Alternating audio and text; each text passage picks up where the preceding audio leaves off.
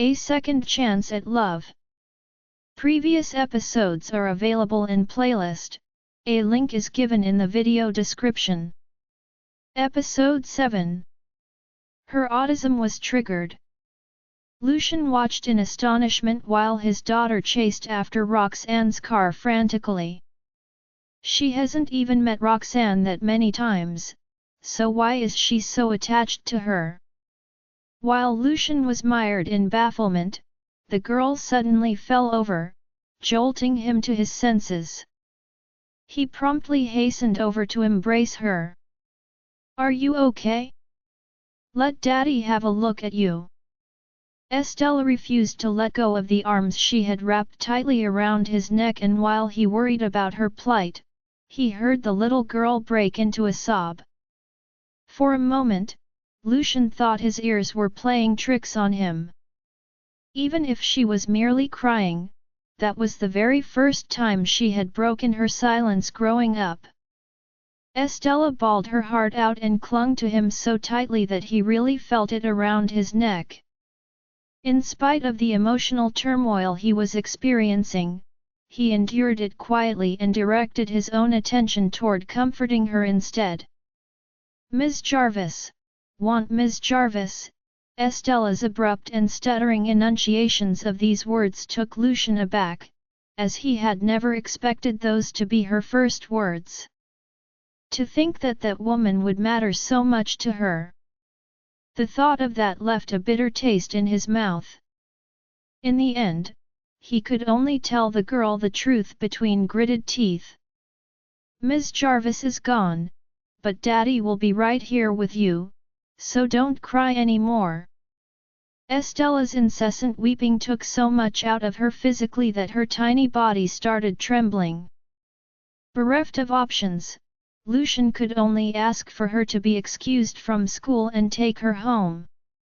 On the way back, the little girl settled down, slowly but surely, only sniffling from time to time while she sat in the back seat in utter silence. Disregarding everyone when they got back in, she went straight back to her room and slammed the door behind her.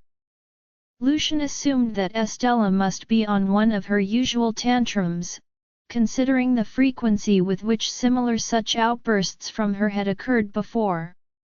On top of everything else, his presence at the company was still very much needed that day.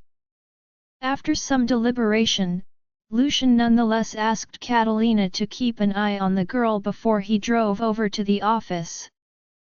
When he was just about finished with his work in the afternoon, a call came in from Catalina.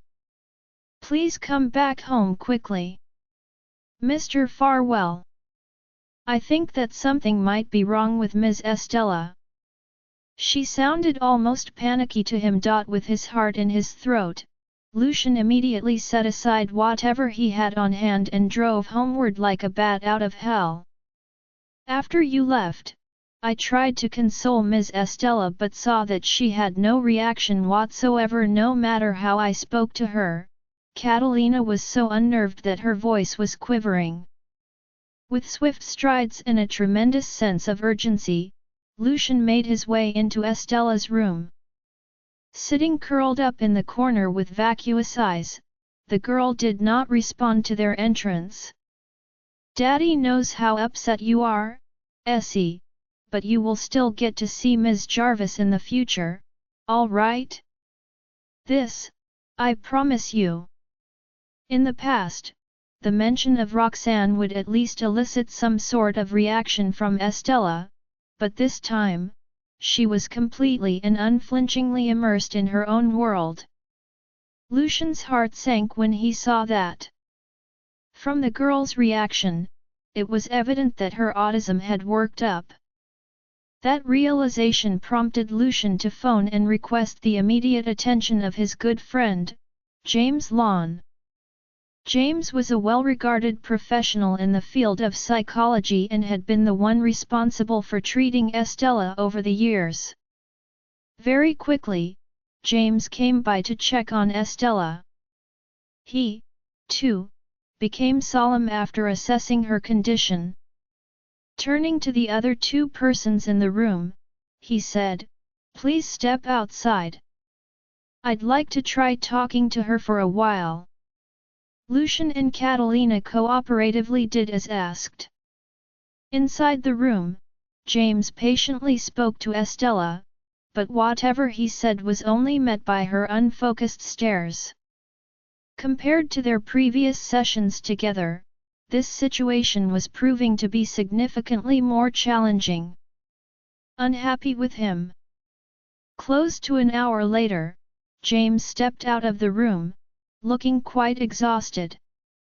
Nothing had worked to the effect that he was hoping for, in spite of him having doled out every trick in the book that he knew of just to coax some manner of response from Estella. "How did it go?" Lucian inquired anxiously. James shook his head. "Essie has completely shut herself in. She has refused to communicate with anyone and is resistant even to me. My guess is that she must have been triggered by something. The only way to resolve this is by identifying the source of her trauma." Lucian's expression dimmed when he heard that. Seemingly unaware of the change in his friend's mood, James continued to ask of the latter in earnest, "Has Essie encountered any situation recently that might have brought about this change in her emotional state?"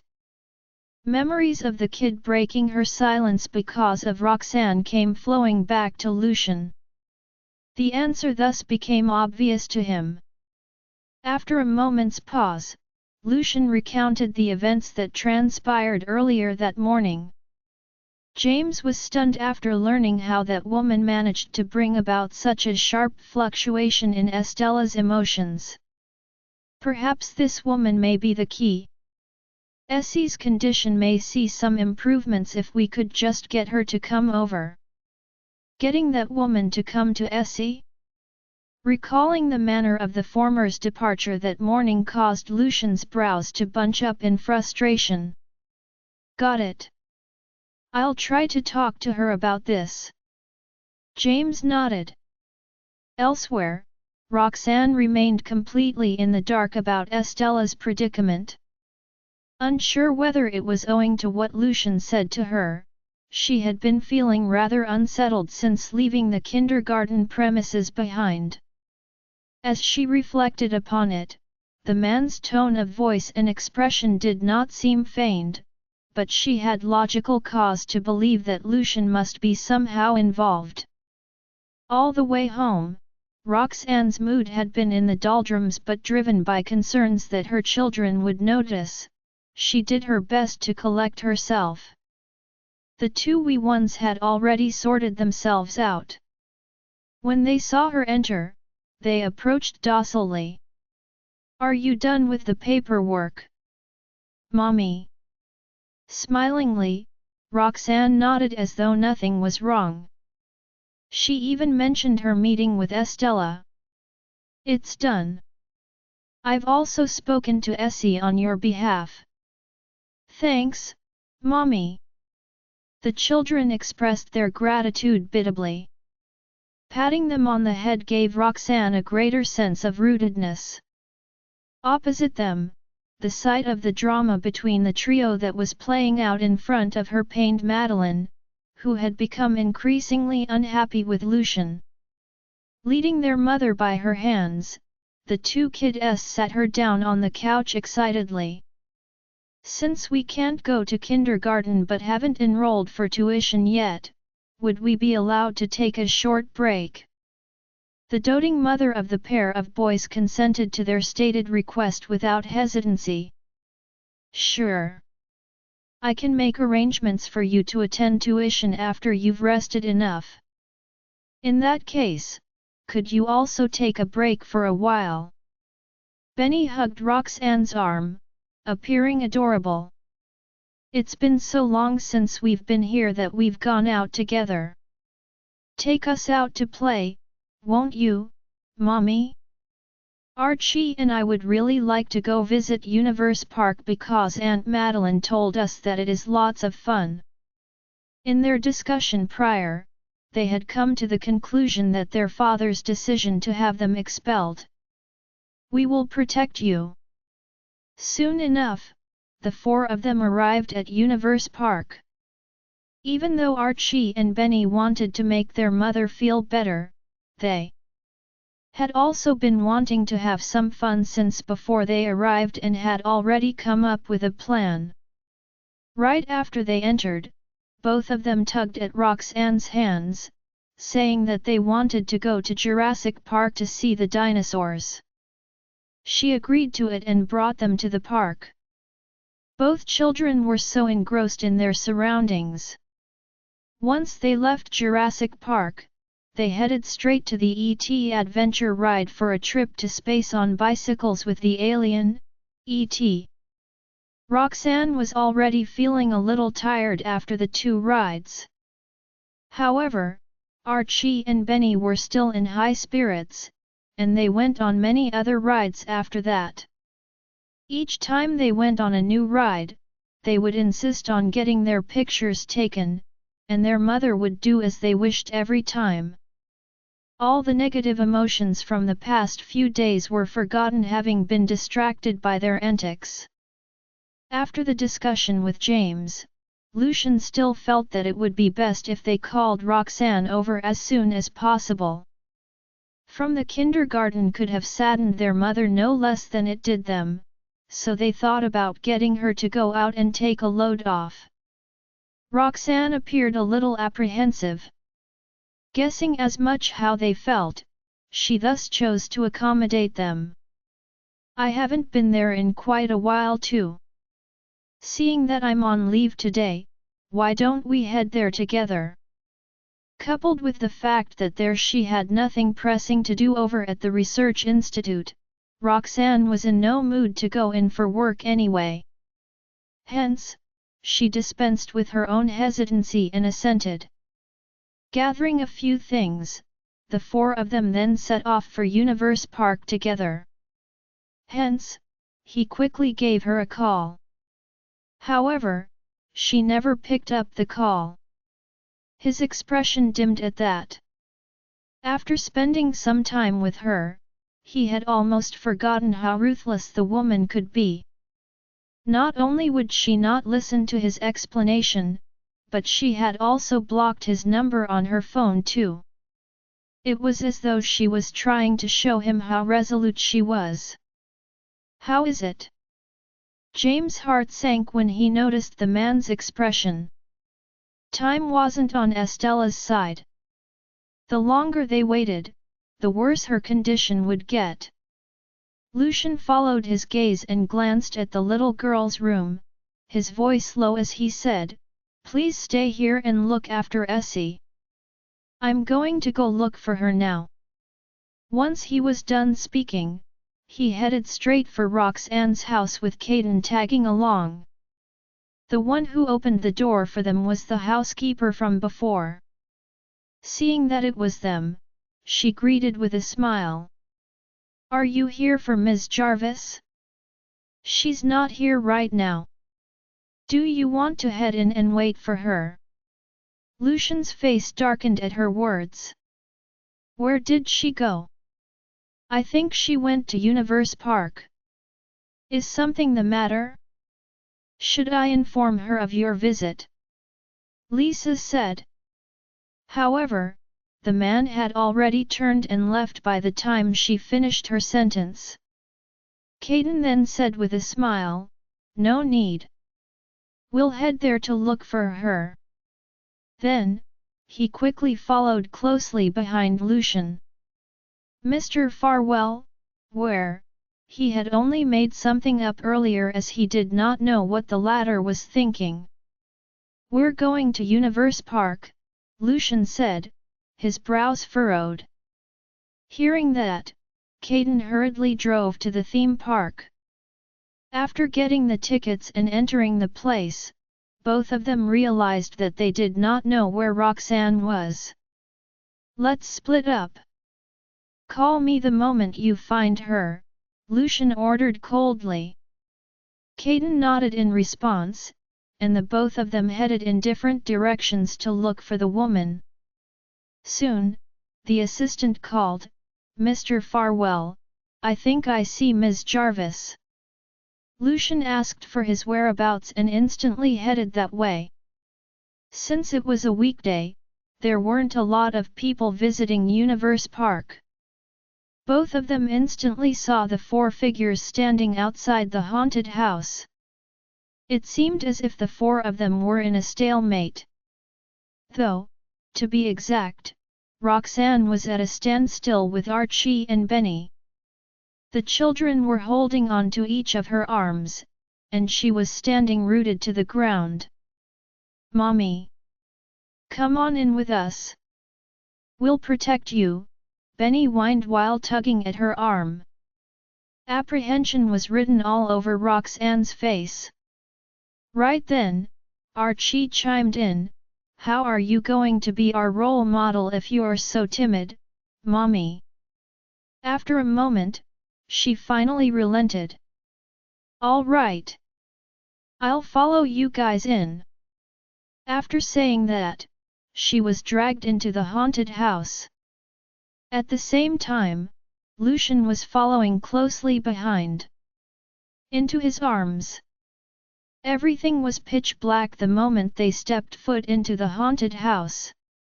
Roxanne held tightly onto the children's hands while Madeline led the way in front of them.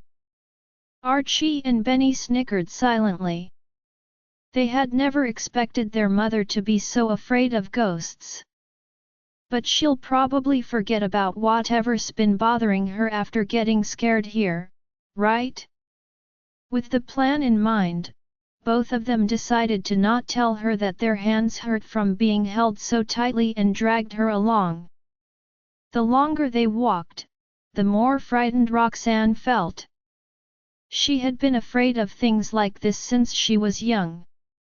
Even though she knew that ghosts weren't real, with the music and lights setting off the mood, she couldn't help but feel terrified. It was especially so when she didn't know when the NPCs would appear. The three people walking in front of her had been saying that they were going to console her. Yet, it seemed like they were not talking on purpose, making her more and more terrified. She wanted so much to just turn around and leave. However, at the thought of what Archie had said earlier, Roxanne braved it and continued walking ahead because she wanted to be the children's role model. Just as she was feeling restless, a pair of stiff legs appeared before her eyes. The woman froze upon seeing that, but she subconsciously looked up. Under the dim lights, a pale face with its tongue out hovered before her face. Ah! At the sight of this, Roxanne felt as though her heart was about to jump out of her chest. She couldn't even make a sound out of shock. It was already too late by the time Archie and Benny realized that something was wrong with their mother. The woman flung her hands away from them and ran in the direction they came from. "It's too terrifying. I want to leave. Mommy." The children were stunned by her reaction. Nonetheless, they quickly chased after her once they snapped back to their senses. Madeline turned around and saw the hanging ghost that had appeared some time ago. She couldn't help but feel exasperated seeing this. The NPC had appeared at such perfect timing. It wasn't there when she and the children walked over. Yet, it had appeared right in front of Roxanne. The three of them went after the woman hastily. However, she was nowhere to be seen after taking 2 turns. At that moment, Madeline, Archie, and Benny couldn't help but worry. They knew how much Roxanne feared these things. They only wanted to take her mind off of things when they brought her in here. No one had expected something like this to happen. She would have been shocked to the core if she ended up encountering a horrifying part of the haunted house alone. "It's all my fault. I shouldn't have insisted that Mommy come in here," Benny mumbled guiltily. Madeline didn't know what to say to console him at that point. Taking a look around, Archie took his brother's hand and said, "This is not the time to be blaming yourself. Let's look for Mommy now. If we really can't find her, we can go to the employees here for help." At that, they started to look for Roxanne in the haunted house. Meanwhile, the woman was clueless about their worries.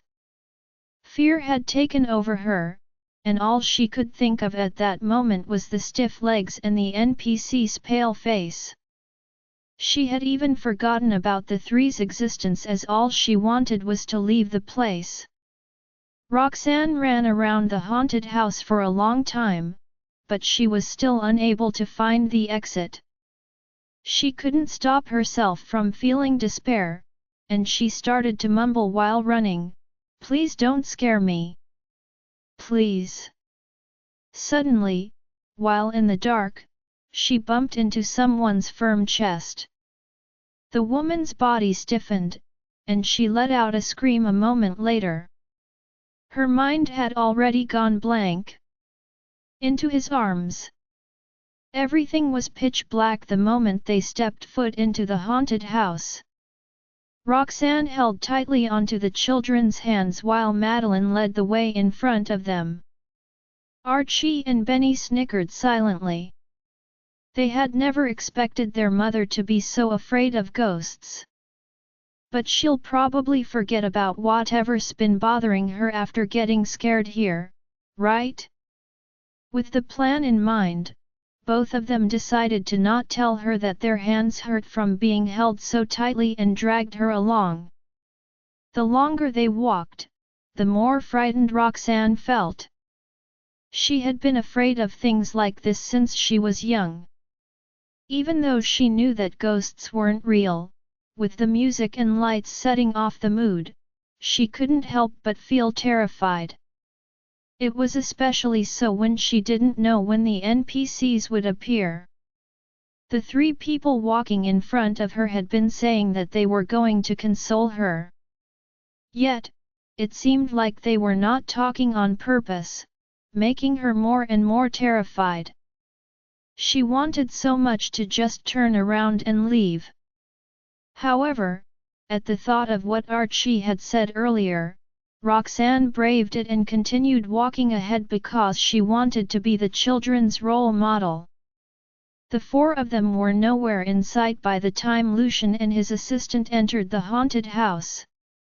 It turned out that they had gone through different entrances. Both of them spent so much time looking for them, but to no avail. Just as he was starting to feel frustrated, someone fell right into his arms. Right when he was about to push the person away, he heard the scream coming from the person. He paused instantly and started to take the person into his arms. Just as she was feeling restless, a pair of stiff legs appeared before her eyes. The woman froze upon seeing that, but she subconsciously looked up. Under the dim lights, a pale face with its tongue out hovered before her face. Ah! At the sight of this, Roxanne felt as though her heart was about to jump out of her chest. She couldn't even make a sound out of shock. It was already too late by the time Archie and Benny realized that something was wrong with their mother. The woman flung her hands away from them and ran in the direction they came from. "It's too terrifying. I want to leave. Mommy." The children were stunned by her reaction. Nonetheless, they quickly chased after her once they snapped back to their senses. Madeline turned around and saw the hanging ghost that had appeared some time ago. She couldn't help but feel exasperated seeing this. The NPC had appeared at such perfect timing. It wasn't there when she and the children walked over. Yet, it had appeared right in front of Roxanne. The three of them went after the woman hastily. However, she was nowhere to be seen after taking 2 turns. At that moment, Madeline, Archie, and Benny couldn't help but worry. They knew how much Roxanne feared these things. They only wanted to take her mind off of things when they brought her in here. No one had expected something like this to happen. She would have been shocked to the core if she ended up encountering a horrifying part of the haunted house alone. It's all my fault. I shouldn't have insisted that Mommy come in here, Benny mumbled guiltily. Madeline didn't know what to say to console him at that point. Taking a look around, Archie took his brother's hand and said, "This is not the time to be blaming yourself. Let's look for Mommy now. If we really can't find her, we can go to the employees here for help." At that, they started to look for Roxanne in the haunted house. Meanwhile, the woman was clueless about their worries.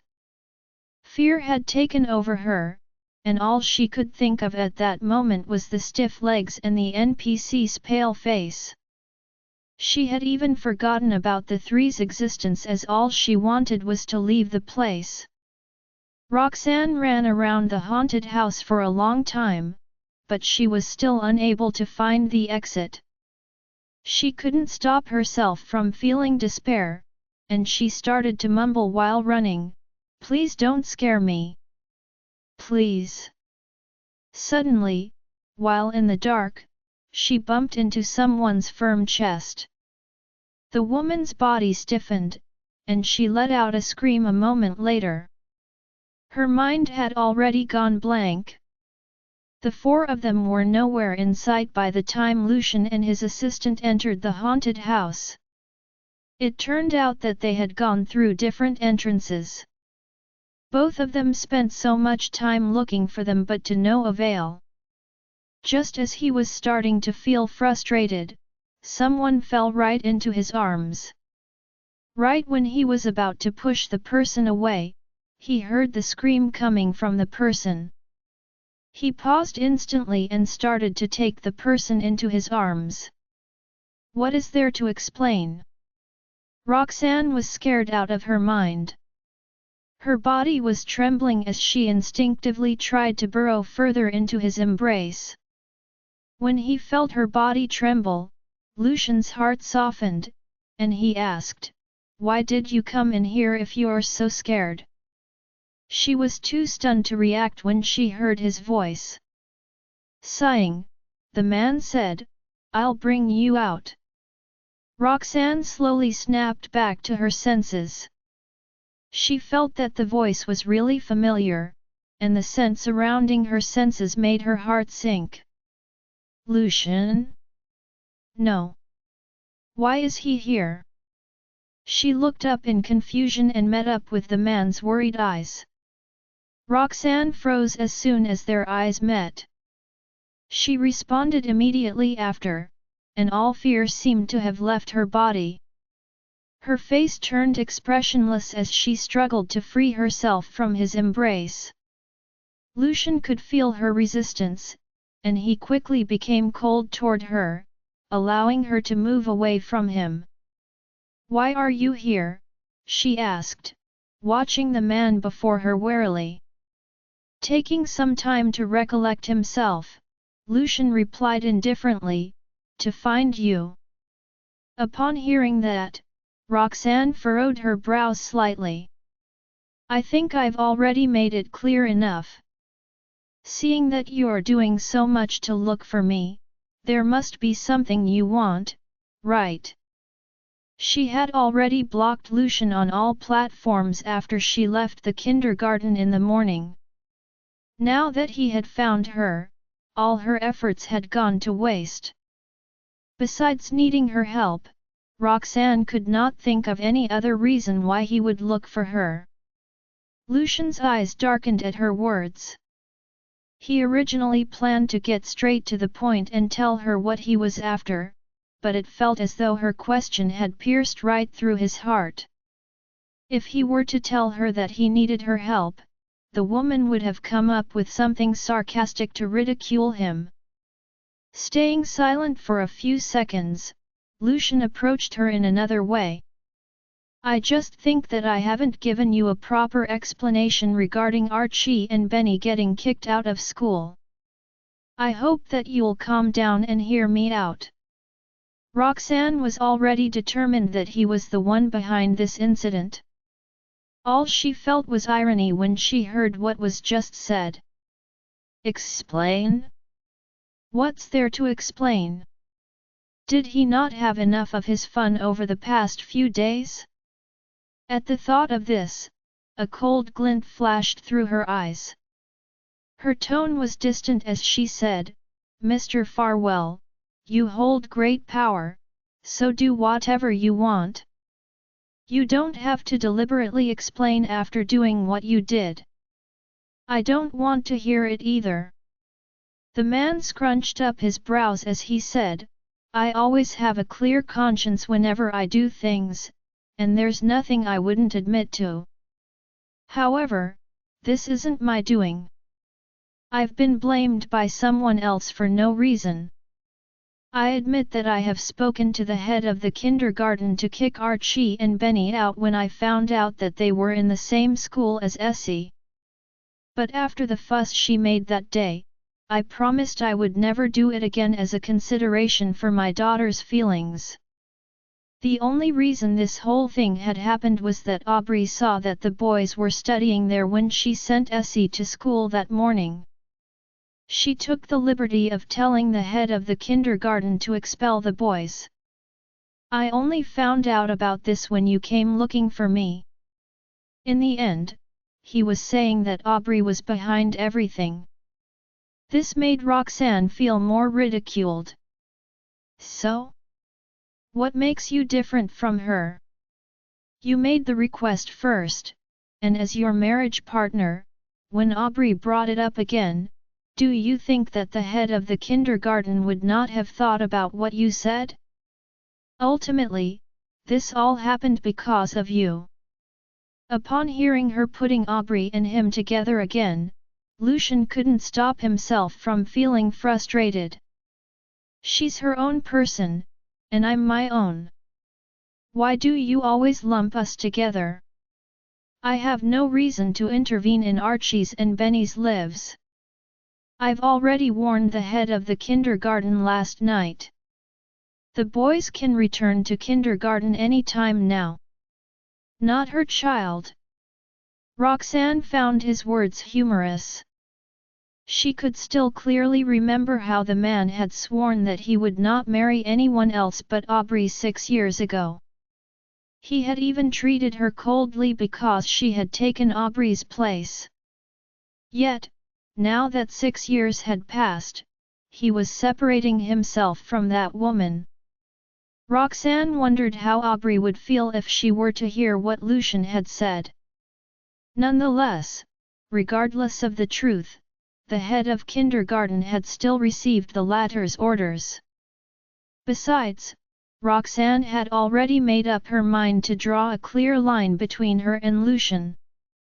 If something like this could happen once, there was a possibility for a second occurrence.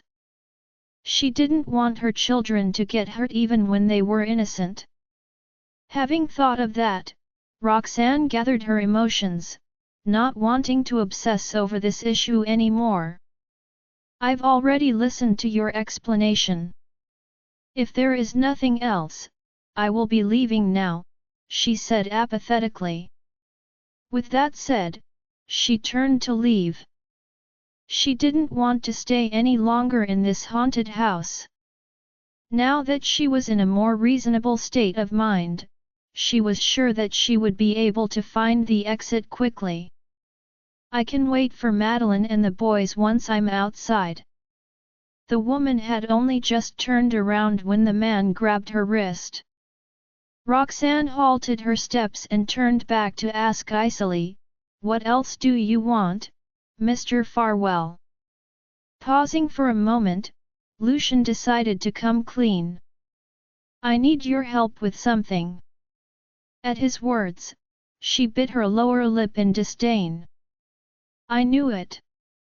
If he didn't need my help, why would he work so hard to find me?" You know that Essie had made a fuss when she didn't see Archie and Benny at the kindergarten the last time. Now that she found out that they aren't going to kindergarten anymore, she made an even bigger fuss.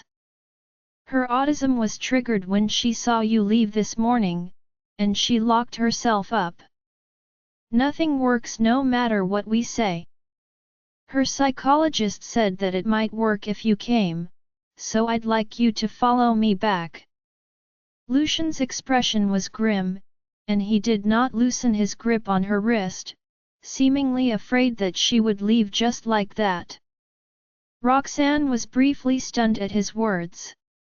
I can't believe Estella's condition is so bad that they even need to hire a psychologist. Based on his words, it seems like even the psychologist can't do anything about it. What's more, she's only like this because of Archie and Benny. I didn't know that they're so important to her. She started to falter at the thought of Estella's teary face the last time she went to look for them. However, she remembered that she was Aubrey's daughter, and a determined glint flashed across her eyes. You've been saying that Archie and Benny getting expelled was all because of Aubrey, Mr. Farwell. Why do you think I would help you? She has been bullying my children like that, so why should I help her daughter? Do you think I'm a saint? Roxanne questioned coldly after she snapped back to her senses. Then, she struggled to free herself from Lucian's grip. The man tightened his grip on her, a hint of bewilderment written on his face. Seeing the look on his face, Roxanne frowned in puzzlement. Lucian snapped out of it a moment later and narrowed his eyes. His voice was cold as he asked, "What do you mean? Did you think that Essie is Aubrey's daughter?" The woman thought that he was about to drag her away forcefully and was prepared to attack him. Yet, she was taken aback by his question. In an instant, she felt a tug at her heartstrings. Nonetheless, she pretended to be calm and replied with a question, "Is she not?" Besides Aubrey, she couldn't think of any other woman. "What will you do to mommy?" Lucian's expression darkened, and he stared attentively at Roxanne. However, he couldn't identify any trace of disingenuousness. Lucian looked away eventually, his heart throttled, and he was swarmed by a wave of confusion. All this while, Roxanne thought that Estella was Aubrey's child. He was under the impression that Estella was abandoned by Roxanne. When Roxanne acted aloof toward Estella when she returned to the country, Lucian thought that Roxanne was a cold-hearted woman. However, from the way she spoke earlier, she seemed to not know that Estella was her child. What is going on? Or is she such a great actor that she's managed to deceive me? Lucian was perplexed and dumbfounded. It was only after a long time that Lucian managed to recollect his thoughts. He held on to her slender wrist, lowered his voice, and uttered word by word in precise clarity, "Since when did I say that Estella is Aubrey's child?" Roxanne's wrist started to hurt, but she was distracted by his mind-blowing statement. Shock and suspicion filled her heart. Estella is not Aubrey's child. No wonder Aubrey was not there that day when Estella was sick. However, from what she knew, no one else got together with Lucian besides Aubrey. Who can it be? Who's Estella's mother? The thoughts started to overwhelm Roxanne, and she struggled to resist popping the question. "Mommy," two familiar voices called out to Roxanne. "We finally found you. Are you okay?" The children ran frantically toward Roxanne, whose wrist was clutched tightly by Lucian. Archie and Benny exchanged glances before scrambling toward Roxanne. "Mommy, don't be worried. We will protect you." Benny extended his arm and stood in front of Roxanne. He looked up, and he finally saw Lucian's face clearly.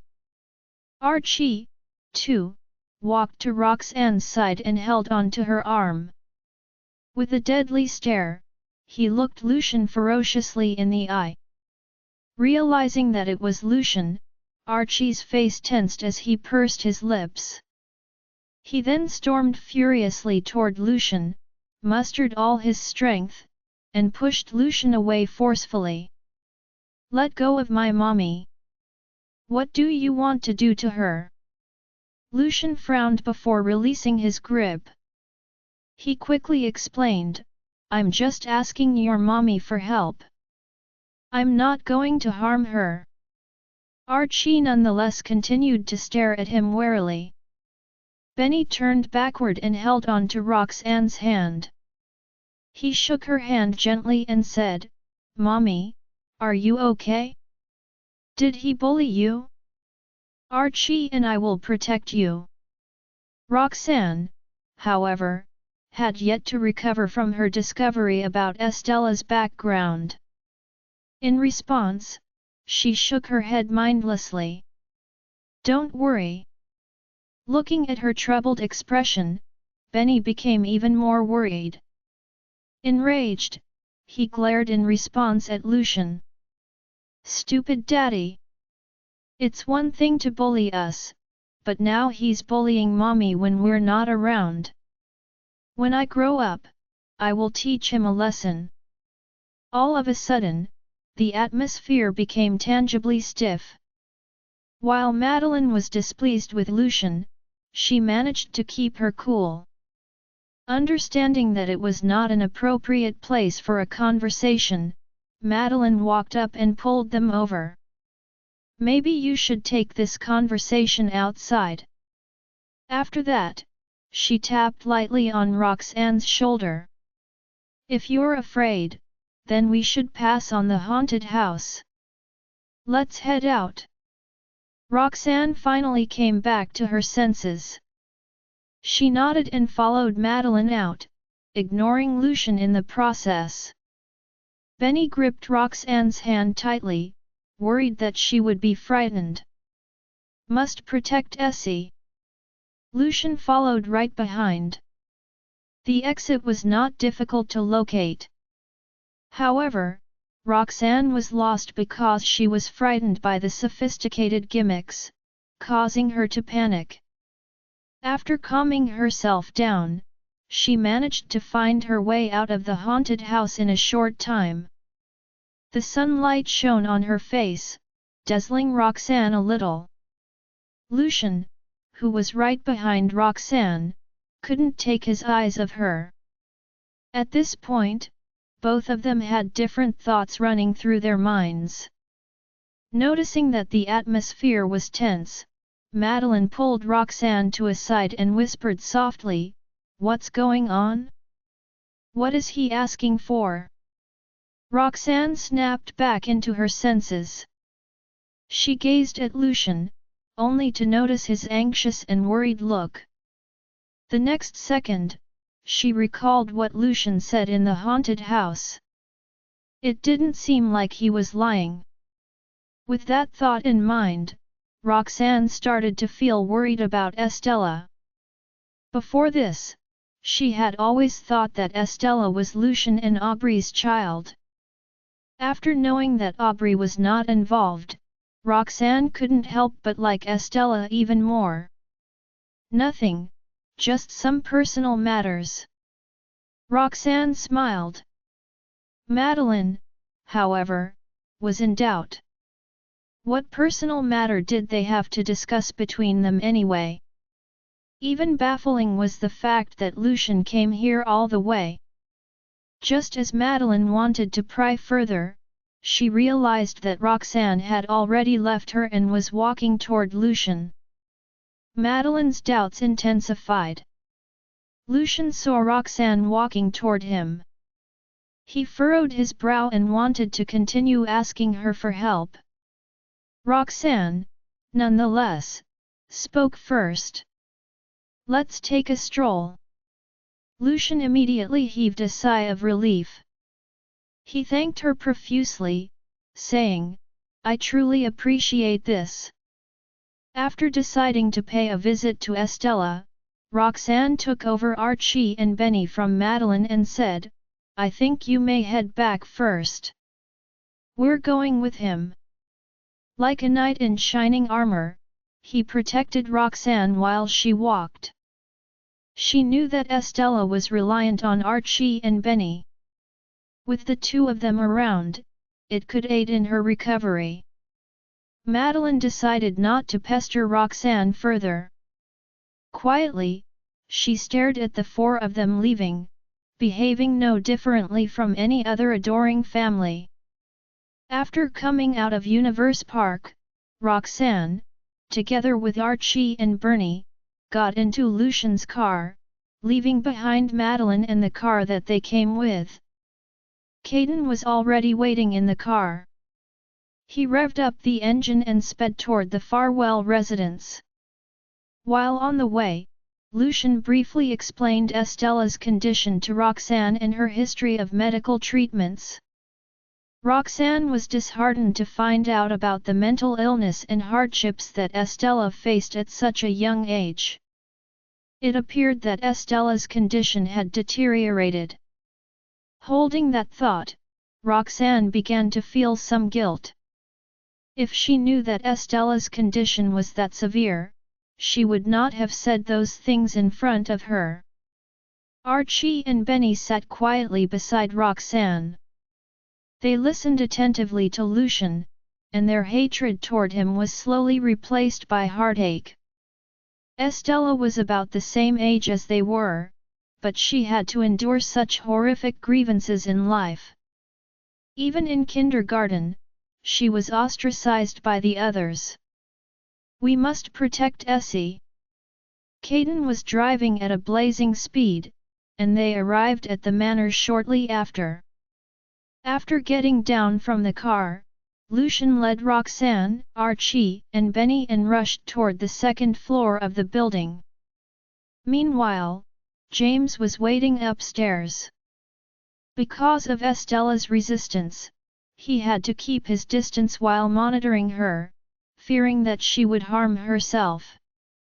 Hence, he left the door slightly ajar and silently stood at the entrance. When he saw the four of them, James had his brows slightly knitted before nodding. "Ms. Jarvis." Roxanne nodded in reply, and her attention was focused exclusively on Estella. "Where's Essie? Let me take a look at her." James pointed toward the corner of the room. "What went wrong?"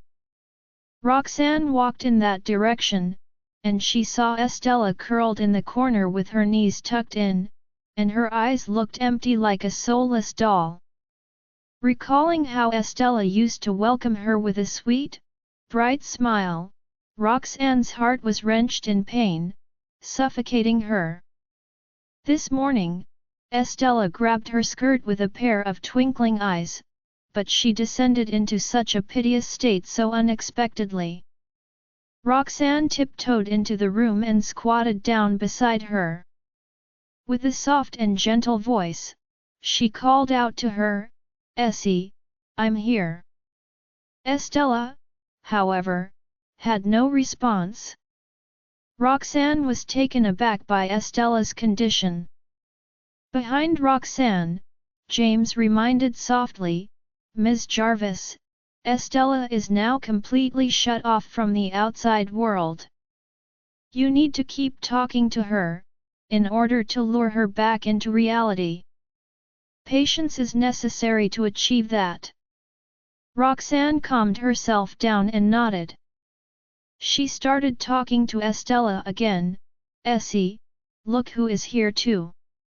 Archie and Benny are here. They're all here." Archie and Benny strode over to join Roxanne and Estella. Benny started making faces at Estella. I'm here to visit you. Don't you cry. Archie frowned and stared at Estella's eyes. You can just zone out for a short while, okay? We're waiting for you to play together. Would you like to join us? Previously, when they said this, Estella would burst into laughter. However, this time, Estella did not respond. She sat motionlessly on the same spot and did not even lift a finger. The smile on Benny's face slowly faded, and it quickly turned into a frown. Hey, we're talking to you. Are you unhappy that you're going to school? Archie and I are joining you soon. We can bring you anywhere that you want, and we can do everything together. Doesn't that sound nice? With a sullen expression, Archie threatened, if you don't talk to us, we don't want to play with you anymore. Be that as it may, Estella still did not respond. Archie and Benny took a deep breath and changed their methods. Instead of anticipating a response, they started babbling incessantly about all sorts of topics, even mentioning what happened at Universe Park. They also promised to bring her there once she recovered. In spite of their relentless attempts to get her to talk, Estella didn't even blink once. Their eyes started to well up, and they used Roxanne's sleeves to wipe their tears. Mommy, Essie doesn't seem to be able to hear us. What should we do? Their voices started to break. Roxanne's eyes were also slightly red. She kept her composure and patted Archie and Benny on the head. Essie will surely recover. Why don't the two of you take a break? I will speak to her. Archie and Benny struggled to resist crying, at least not in front of Estella. Quietly, they retreated behind Roxanne. Roxanne extended her hand gently and carried Estella in her arms. Roxanne started talking about everything under the sun, irrespective of whether Estella could hear her. Estella was also like a doll, leaving herself to the whims and fancies of Roxanne. That very sight pulled at Lucian's heartstrings. He was even more certain that Roxanne did not know that Estella was her daughter.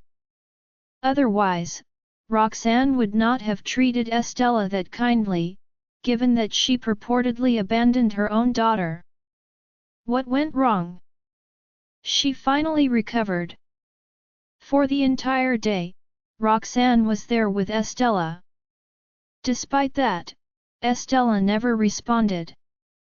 As darkness fell, Roxanne had to leave, albeit unwillingly. I will visit you again tomorrow. You have to get better, okay? Roxanne hugged Estella tight. Archie and Benny too, embraced her. When the three of them were about to leave, Roxanne felt a force pulling the corner of her skirt. Stunned, she turned around. Estella's gaze was still fixated somewhere else.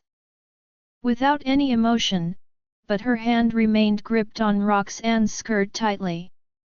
At the door, Lucian and James exchanged glances, shocked. They thought that Estella completely shut herself off and would not respond to any external stimuli. Much to their surprise, Estella could feel Roxanne's presence. On top of that, she didn't want Roxanne to leave. Roxanne almost lost her breath. She stood there for a few seconds before gradually walking back to Estella. She squatted down and looked her in the eyes warmly. Essie, you know I'm here, right? Estella's eyes still looked blank, but her hands remained gripped on Roxanne's skirt. Archie and Benny quickly asked, Mommy, can we bring Essie back with us? Bring Essie back with us? Roxanne was tempted slightly, and she apprehensively looked toward the duo standing at the door. If Estella was willing to tag along, Roxanne had no hesitation in taking Estella under her wing. However, Roxanne feared that Estella was not willing to leave her father. James' expression stiffened. "I think that's fine. It's a huge improvement to even see Essie respond to something. Perhaps her chances of recovery will be significantly higher if she stays with you for a while." Finishing his sentence, James turned toward Lucian. Lucian stared at Estella's hands, and his heart felt like it was run over by a huge truck. A numbing pain soon consumed him. Shortly after, he snapped back into his senses and said in a deep voice, "I'll send you back. But give me a second, I'll get Catalina to pack some of Essie's daily essentials." Roxanne, Archie, and Benny were shocked and pleased at the same time. Archie and Benny rushed toward Estella, their faces filled with joy, and hugged her. "We will take really good care of you." Later that day, Lucian sent the four of them back. Estella curled up in Roxanne's arms like a doll. Even when they got in the car, she clung closely to Roxanne, and her hands subconsciously clutched Roxanne's skirt. Archie obediently sat in the passenger seat.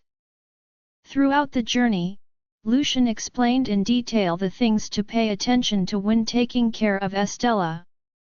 Although Catalina was there, Lucian was the one who took care of Estella personally. Hence, he was well aware of her quirks and needs. Lucian remembered everything, including how Estella always woke up at midnight, that she needed to drink milk before sleeping, and that she was picky when it came to food. Lucian then stared at the rearview mirror and said to Roxanne, "I'll leave Essie with you for the next few days. Thank you for helping her."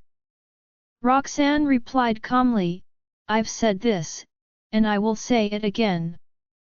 The child is innocent, and I will take good care of her."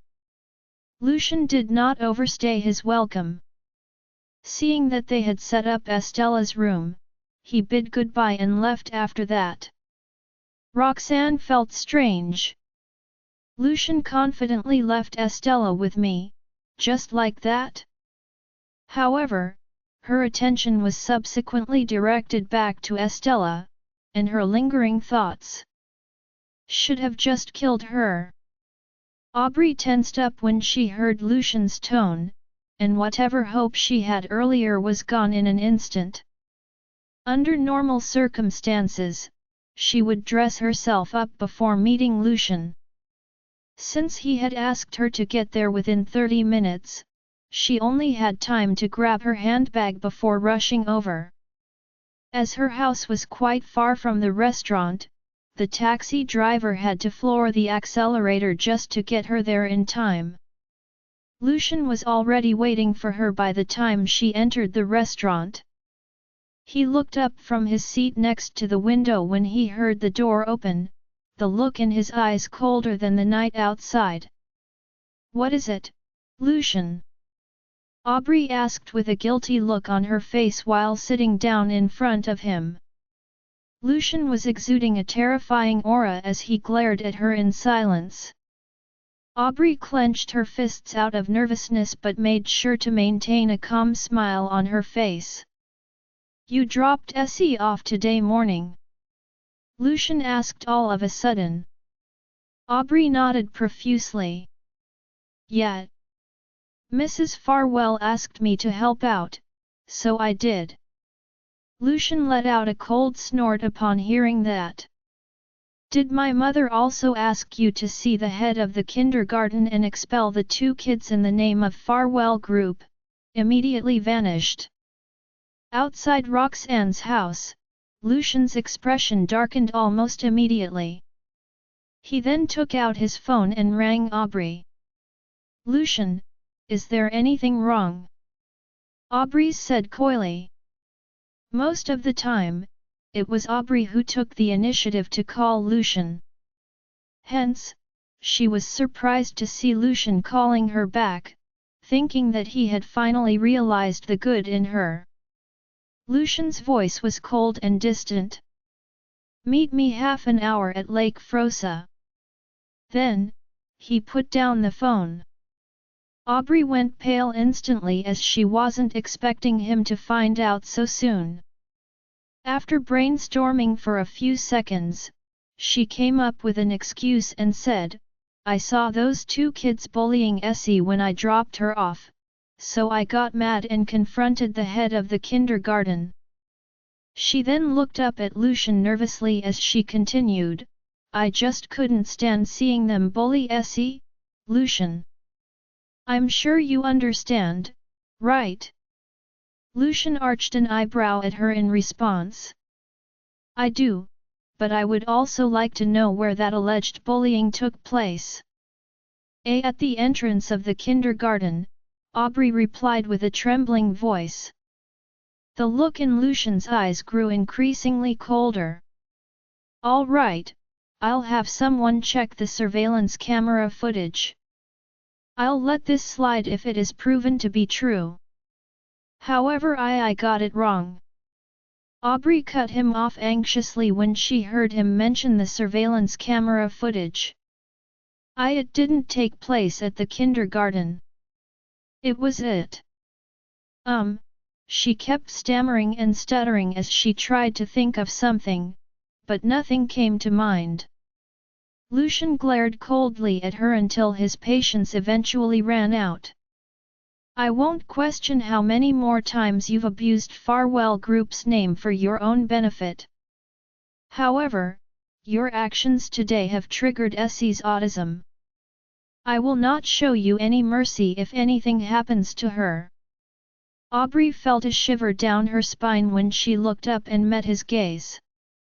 She had no reason to doubt the veracity of his words at all. Lucian then shot her another cold glance before getting up from his chair. "Lucian!" Aubrey called out to him when she saw him leaving. Lucian turned around and asked with an expressionless look on his face, "What more do you have to say for yourself? You'd better give me a convincing explanation." Aubrey's lips trembled, but she eventually lowered her head in silence. "It doesn't matter what I say. My lies will be exposed once Lucian checks the kindergarten's surveillance camera footage." By the time she looked up again, Lucian was nowhere in sight. The look of fear in Aubrey's eyes slowly turned to anger and hatred. "Damn it! How did things turn out like this? Lucian found out about what I did, and it's all because of that little. She's such a pain in the neck. I should have just killed her this morning. Who could have done this?" Roxanne went to make dinner after instructing her two kids to look after Estella. She had noted down all the important points that Lucian mentioned earlier, and she also made sure to prepare the food according to Estella's preferences. When dinner was ready, Roxanne had Archie and Benny bring Estella downstairs. Like princes and princesses in fairy tales, the two boys each held one of Estella's hands as they went down the stairs at her pace. Seeing the three of them like that filled Roxanne's heart with warmth, but the thought of Estella's current condition brought a sympathetic frown to her face. Archie and Benny then let Estella sit next to Roxanne at the dinner table while they sat beside her. Roxanne patted them on their heads before taking her seat and feeding Estella. Perhaps because the food was prepared according to her preferences, Estella was able to finish everything without any issues. After dinner, Roxanne had Archie and Benny return to their bedroom before bringing Estella into hers for a bath. Estella showed no response whatsoever when Roxanne helped undress her. As the pants came off, Roxanne was greeted by horrifying bruises and welts all over Estella's buttocks. "It must have been really painful, hey?" Roxanne asked while caressing the little girl's cheeks, feeling sorry for her. Estella simply stared blankly at her in response. "Don't worry. I'll make sure to be gentle, and we'll give Daddy a call once we're done with your bath." Roxanne continued with a heavy heart after a brief moment of silence. After giving Estella a quick bath and a change of clothes, Roxanne had her wait on the bed while she gave Lucian a call. The call got through within seconds. "What's wrong? Did Essie cause you any trouble? Was Essie's autism really triggered by Archie and Benny being expelled?" Roxanne asked solemnly. Lucian frowned. "What do you mean by that?" Roxanne felt her heart ache when she realized he was probably oblivious to what happened, but the thought of him being an irresponsible parent upset her as well. "Come have a look yourself," she said in displeasure and hung up immediately after. The look on Lucian's face turned gloomy after hearing that, and he quickly rushed over to Roxanne's house. "Mr. Farwell, I'm sure you know where Essie got these wounds from, right?" Roxanne asked while pulling Estella's pants down to show him the bruises. Judging by how Lucian's expression grew vicious instantly, Roxanne could confirm that this was news to him as well. "What's the meaning of this? Are you seriously unaware of your daughter's injuries?" she asked while furrowing her brows. Lucian shook his head.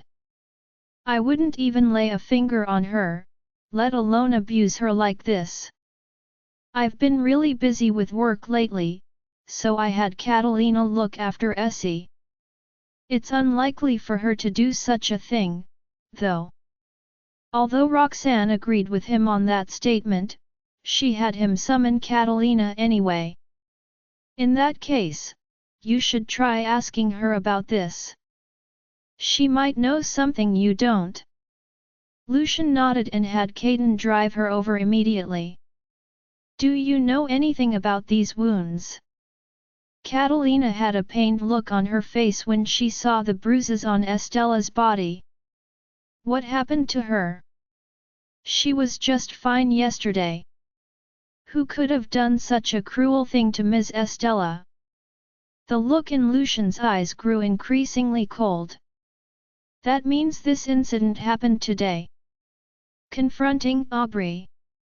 Realizing that she was the most suspicious individual due to her unresolved conflict with Lucian, Roxanne was quick to explain, "Just so you know, I didn't do this.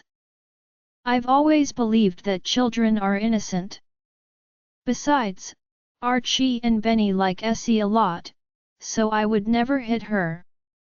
Plus, since she had spent some time alone with Estella, she would have no way of explaining herself if Lucian decided to suspect her."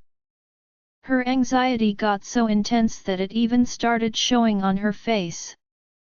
Lucian shot her a confused glance upon hearing what she said. "I'm not suspecting you or anything. In fact, I think I know who did this." Roxanne breathed a sigh of relief before asking worriedly, "Who could it be?" The temperature in the room seemed to decrease as Lucian went into deep thought. "Mom and Dad brought Essie out of the house yesterday without explaining why. While their behavior does seem a little strange, I know for a fact that they love Essie very much, and that they would never lay a finger on her. The only other person that has been in contact with Essie since last night is Aubrey. I know that Essie has always disliked her, but I didn't think she'd hurt Essie like this." "Well? Who is it?" Roxanne asked anxiously when she saw his gloomy expression. Lucian tried his best to suppress his anger as he said, "I'll be leaving Essie in your care for a bit. There's something I need to take care of." He then turned around and left the house while Roxanne watched on with a displeased frown.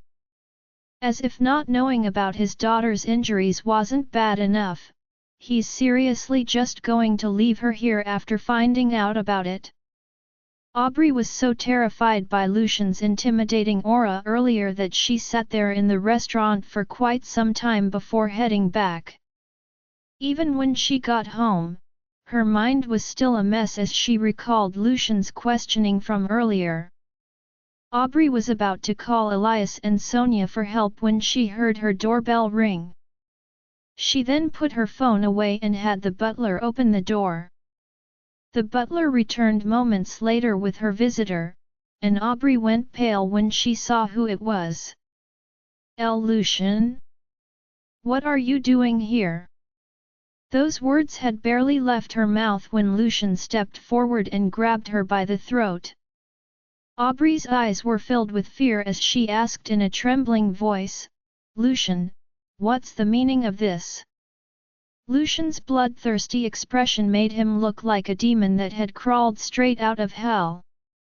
"Were you the one who gave Essie those wounds?" he asked while tightening his grip on her neck. Aubrey tugged at his wrist as she struggled to breathe. Lucian, I don't know what you're talking about." "Let go of me, and we'll talk this out." Lucian narrowed his eyes and asked coldly, "How long do you intend to keep this act up, Aubrey?" "I really don't know anything. I love Essie very much, so there's no way I'd hit her. I know nothing about these wounds you're talking about. I'm not sure why you'd think I did it, but this really is a misunderstanding. You have to believe me, Lucian." Aubrey protested with her face as white as a sheet. She should just die. She even tried turning on the waterworks as she pleaded with him, but Lucian did not loosen his grip in the slightest.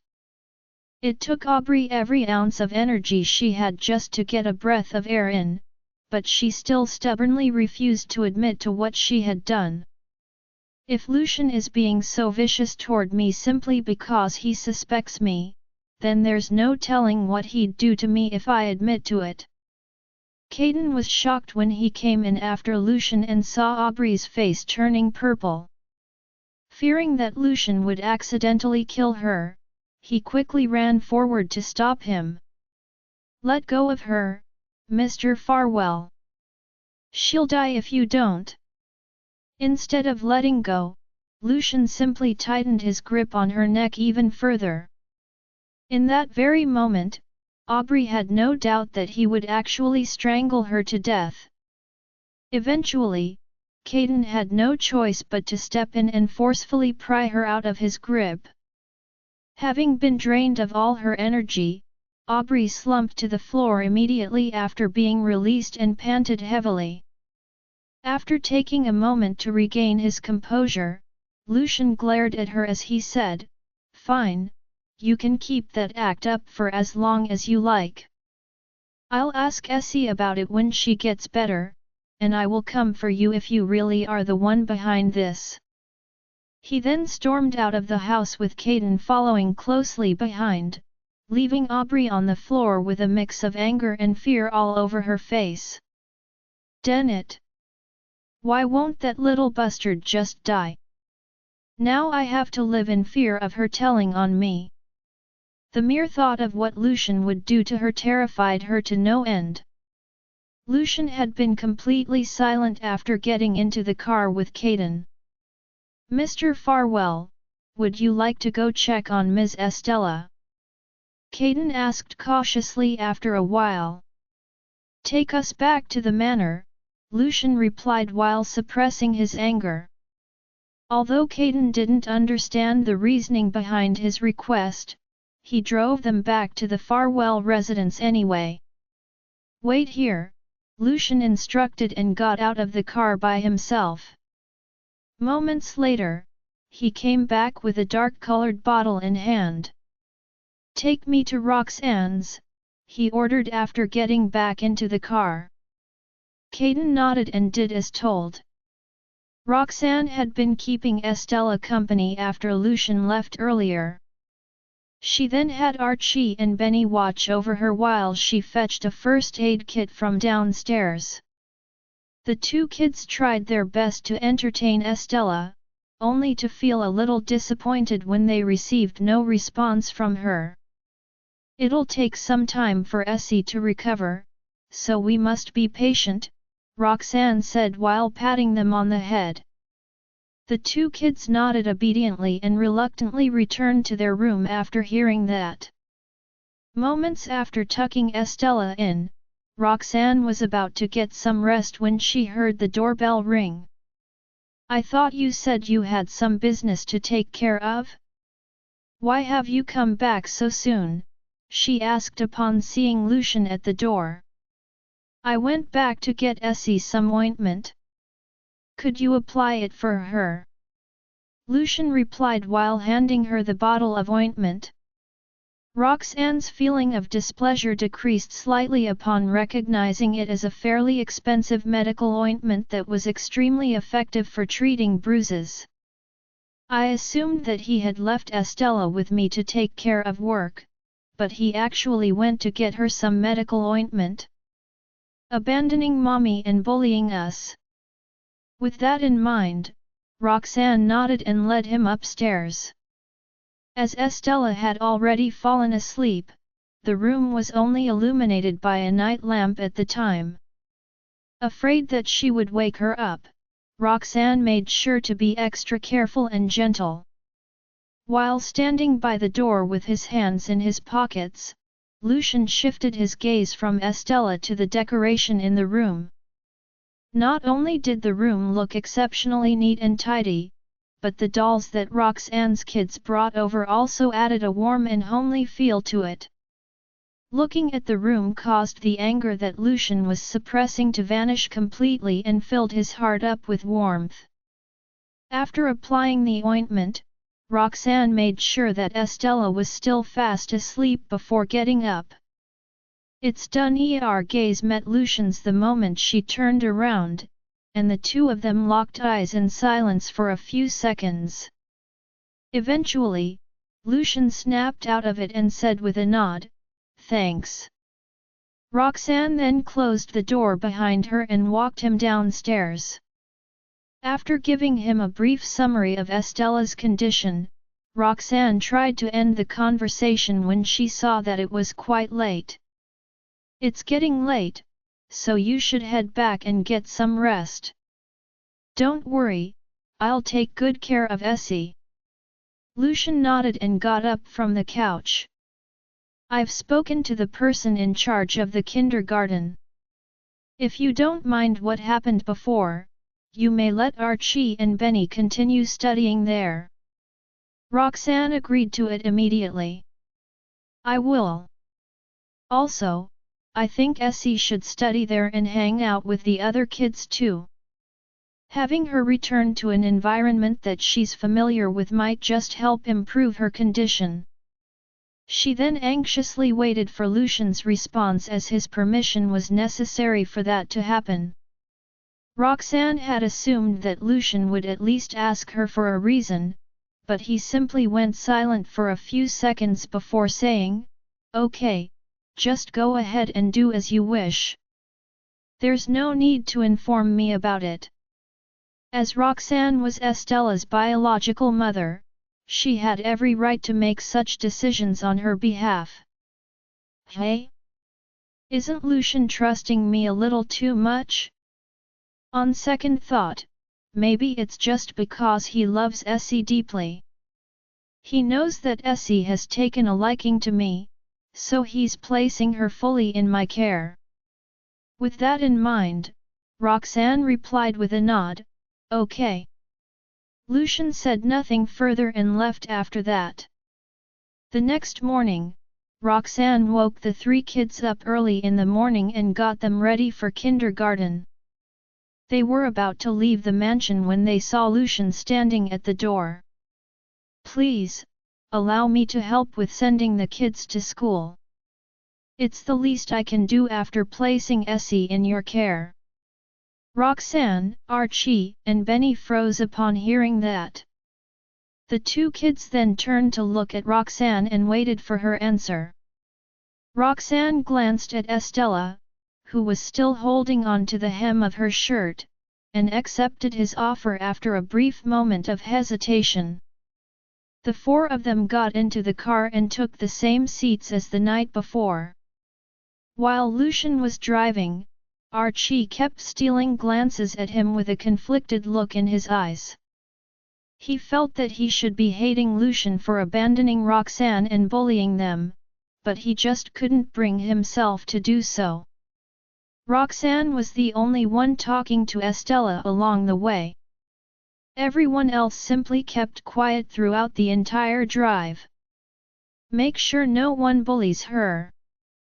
The teacher at the kindergarten felt both happy and awkward when all five of them showed up together. Ms. Jarvis, although it was Aubrey who demanded the expulsion of Archie and Benny, Pippa still felt bad about it and wanted to apologize. Looks like I'll be placing Archie and Benny in your care again. Roxanne cut her off with a smile. Pippa nodded profusely. Of course. They are both very obedient children, so taking care of them is truly a pleasure. Roxanne nodded. Also, Essie seems to be acting a little strange lately. She doesn't really talk to people much, so please keep a close eye on her. Fearing that Estella would feel hurt if she heard about her autism, Roxanne chose to not mention it directly. Pippa nodded and reassured her that she would take good care of them. Archie and Benny too, each held one of Estella's hands as they said, "We'll help look after Essie too. We won't let anyone bully her." Roxanne simply patted them on the head with a smile. Pippa was preparing to bring the kids inside for class when she saw Roxanne still standing there with Lucian behind her. His icy cold gaze sent a shiver down her spine. Is there anything else I can help you two with? I'm just a little worried about them. Would it be okay if I watch them for a bit while you teach? Roxanne said with a smile. Pippa didn't dare say no with Lucian around, so she had no choice but to let them into the classroom as well. Roxanne sat down in a corner and felt a strange sensation deep down inside when Lucian sat down beside her, but decided to keep her feelings to herself. Just like that, the two of them sat there in a corner and watched the kids play games in class. In order to help improve Estella's mood, Pippa even arranged for her to be in the middle of the group. With Archie and Benny acting as examples, the other kids took turns interacting with her as well. However, Estella simply kept her head low and showed no response whatsoever. It didn't take long before her behavior started to affect the mood of the other kids as well, much to Roxanne's dismay. She had assumed that having Estella return to a familiar environment would help with her emotions somewhat, but it didn't seem to work at all. Although Estella still didn't respond much, she seemed to have grown attached to Archie and Benny after a few games. Not only did she follow them around all the time, but she would also show some response whenever they played with her. Roxanne was still a little worried even after observing them for about an hour, but it was time for her to head over to the research institute. Lucian too, left shortly after she excused herself. After spending an entire afternoon at the research institute, Roxanne saw that it was time to pick up the kids from kindergarten and quickly rushed over. To her surprise, Lucian was already waiting there by the time she arrived. Oh? Looks like he's planning on sending the kids to and back from kindergarten. With that in mind, Roxanne greeted him and waited for Pippa to bring the kids out the door. It wasn't long before class was over, and the kids walked through the door in a straight line. Archie and Benny could be seen escorting Estella on both sides as they came out. After the five of them got into Lucian's car, Benny kept tugging at Roxanne's sleeve with a huge smile on his face. Unsure of why he was grinning from ear to ear, Roxanne flashed him a confused look in response. Essie seemed to have a bad dream after waking up from our afternoon nap today. She kept crying even though Ms. Ward and the other kids tried to comfort her. In the end, Archie and I were the ones who calmed her down. Do you think she knows us, Mommy? Are you injured? Roxanne had felt the same way earlier that morning, so hearing about it filled her heart with a warm sensation. Maybe. I'm really glad that you two are able to look after Essie. Benny patted himself on the chest confidently as he said in his childish voice, "Don't worry, Mommy. Archie and I will continue to keep Essie safe." Roxanne couldn't help but giggle when she heard that. Lucian glanced at them through the rearview mirror when he heard Benny's promise and Roxanne's laughter. A hint of tenderness formed in his eyes when he saw the heartwarming moment they were having. She sure has raised those boys well. They're so much more mature than the other kids around their age. Lucian was planning on leaving after dropping them off at the house as he had seen for himself how well Roxanne took care of Estella. On top of that, Archie and Benny were treating Estella like their own sister too, so there was no reason for him to stay and make them feel uncomfortable. While getting out of the car, Roxanne glanced at Estella and said after a brief moment of hesitation, "How about you join us for dinner? I'm sure Essie would have a much better time with you around." Lucian gave her a strange look and paused briefly before replying, "Thanks, I'll take you up on your offer." Roxanne kept quiet and led the kids inside while Lucian followed behind after parking the car. Upon entering the kitchen, she quickly washed her hands and started making dinner. Archie and Benny led Estella into the living room and played with their search Lego set to kill time. Lucian was a little hesitant at first, but decided to stand next to them and help out when needed. With the two boys working closely together, the scattered search Lego pieces were soon transformed into a complete unit. When it came to attaching the final piece, Archie glanced at Lucian with a hesitant look in his eyes. Lucian then held his hand out, prompting Archie to place the Lego piece in his palm. The boy pursed his lips and lowered his head wordlessly as he watched Lucian attach the final piece. Estella, who was watching Lucian attach the search Lego pieces together, reached out to grab a Lego piece all of a sudden. Both Archie and Benny's eyes lit up with excitement when they saw that. After a brief pause, Estella began assembling the search Lego pieces herself at a pace similar to theirs. Thinking that Estella had recalled playing Lego with them in the past, Archie and Benny exchanged joyful glances. Lucian froze in shock when he saw that, only to have a warm smile spread across his face seconds later. "Looks like Essie really likes their company, hey?" Seeing as they were all focused on playing with the Lego set, Roxanne chose not to disturb them and proceeded to serve up dinner. She had just stepped out of the kitchen when her elbow bumped into the door frame, causing her to drop the bowl of soup onto the floor. Everyone in the living room turned around in unison upon hearing the noise. Naturally, Lucian was the first to respond. "Are you injured?" he asked while running toward her. As he took a closer look at her, he noticed a red spot on the fair skin of her forearm. Before she could even respond, Lucian cautiously grabbed an uninjured part of her arm and led her toward the sink, holding it under running water. Although Archie and Benny were worried about her, they knew they were unable to help with her wound, so they decided to clean up the floor instead. "Don't touch it, you guys. You could get scalded by the hot soup. Get Essie away from here," Roxanne called out to them when she saw what they were doing.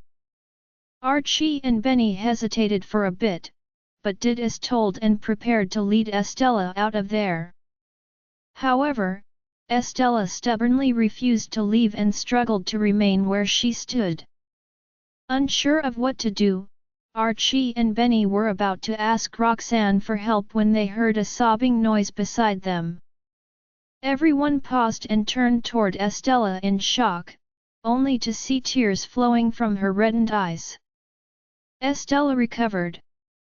Archie and Benny were stunned when they saw tears running down Estella's cheeks. They did not know if they should console her or not.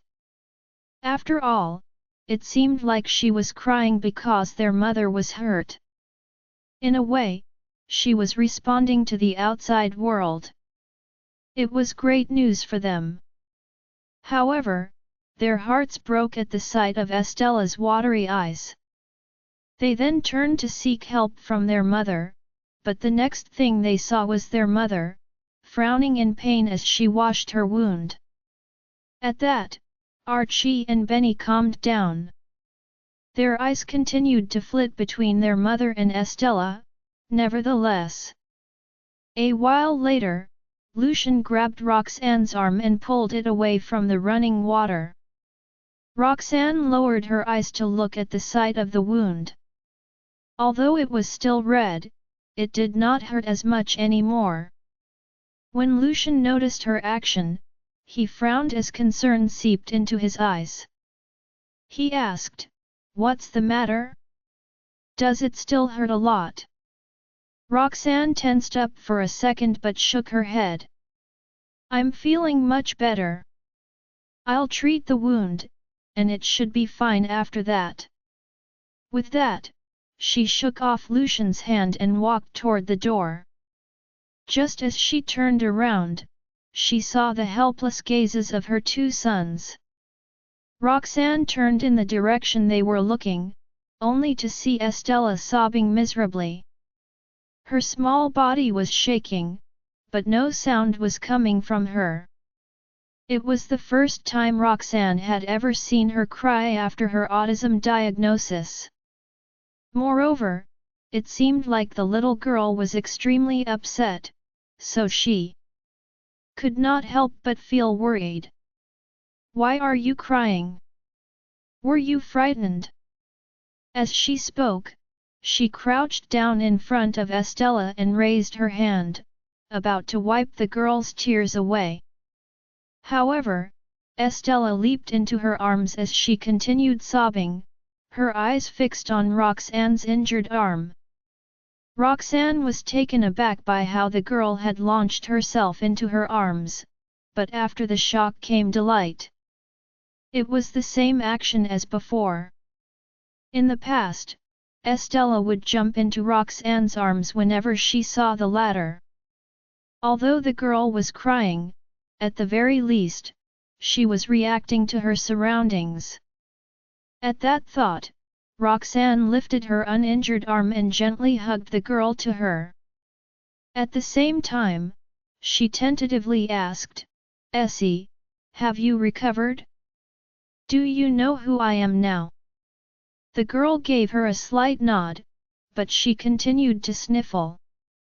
At that, Archie's and Benny's eyes lit up. They then walked over to Estella and pointed at themselves. "Then do you know who we are?" However, Estella's gaze was fixed on Roxanne's injured arm, she did not look at them at all. The boys were disappointed. Sensing their emotions, Roxanne raised her hand to ruffle Estella's hair and softly said, "The boys are here too. Do you see them? They've been taking care of you the past 2 days." It was then Estella slowly lifted her head out from Roxanne's embrace and glanced at the two boys in front of her. She then gave a small incline of her head before turning to look at Roxanne again. "Mommy, she sees that you're hurt, and she's worried about you," Archie explained. Hearing that, Roxanne could not help but freeze. She then looked at the spot Estella was looking at and realized that, indeed, the girl was staring at her injured arm. Upon the revelation, Roxanne's heart softened. She thought that they would have to put in much more time and effort to have Estella recover. Yet, the girl had walked out of her own world just because Roxanne was hurt. "I'm fine. Don't worry about me." Roxanne showed her arm to Estella by lifting it. After staring at it for a few seconds, Estella then carefully blew on the wound. The smile on Roxanne's face turned even more tender. She patted the girl's head and said, "Thank you, Essie. It doesn't hurt anymore." Finally, Estella's sobbing eased a little. "I'm a doctor, and I'm pretty good at my job. This wound is nothing. It'll recover quickly once I treat it. Why don't you come with me?" Roxanne stood up. At that, the girl nodded fervently and grabbed the hem of Roxanne's shirt before following her out. "Something happening to Mommy." Roxanne led the girl to the living room's couch. The two boys soon brought her the medical kit before sitting at the side, waiting to watch Roxanne treat her wound. Roxanne accepted the kit from the boys and thanked them. Just as she took out the burn cream, she realized that she had hurt her dominant arm, her right arm. It would be tough for her to use her left hand. "Mommy, let me help you out." Archie kindly volunteered as he reached out toward her, hoping to help her out. It was inconvenient for Roxanne to do it herself, so she bobbed her head in response. Right as she was about to hand Archie the burn cream, a large hand intercepted them and took the tube away. Both Roxanne and Archie turned toward the owner of the hand. "Let me." Lucian's brows were slightly knitted as the man crouched in front of Roxanne. Archie pursed his lips and pushed Benny. The two then shifted a little more to the side to let Lucian take a seat beside their mother. When the man gently held her hand in his, something flashed past Roxanne's eyes. She then lowered her gaze and muttered, "Sorry to trouble you." Lucian's frown only deepened at her courteous response. He did not say anything else. In the meantime, Estella was holding onto Roxanne's shirt tightly as she stared at her father's hands. It was as if she was fearful that Roxanne would feel pain. Sensing the girl's nervousness, Roxanne looked at her and gave her a reassuring smile. "It doesn't hurt at all."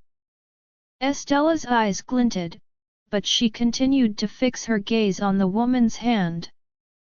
Archie was seated right beside Lucian. Although he was racked with worry for his mother, he never spoke. On the other hand, Benny cocked his head to the side as he stared at his mother's hand. He then said, "It looks serious. Will blisters form?" "Mommy's a doctor, and her hands are important to her. We can't let anything happen to her." A laugh escaped Roxanne when she heard the boy's worries. "It'll be fine. Don't you know that I'm a great doctor?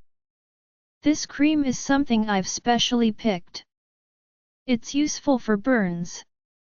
I used to apply this whenever you two got burns when you were younger." At that, Benny dipped his head in response. A few seconds of silence later, he nervously asked again, "Will it leave a scar?" "Mommy's arms are pretty. Please don't let it leave a scar." Roxanne shook her head. "It won't. Don't worry." She was speaking to the boy, but still, she could not bring herself to ignore the man beside her. It was only mere minutes, but it felt as if centuries had passed. It should be fine now.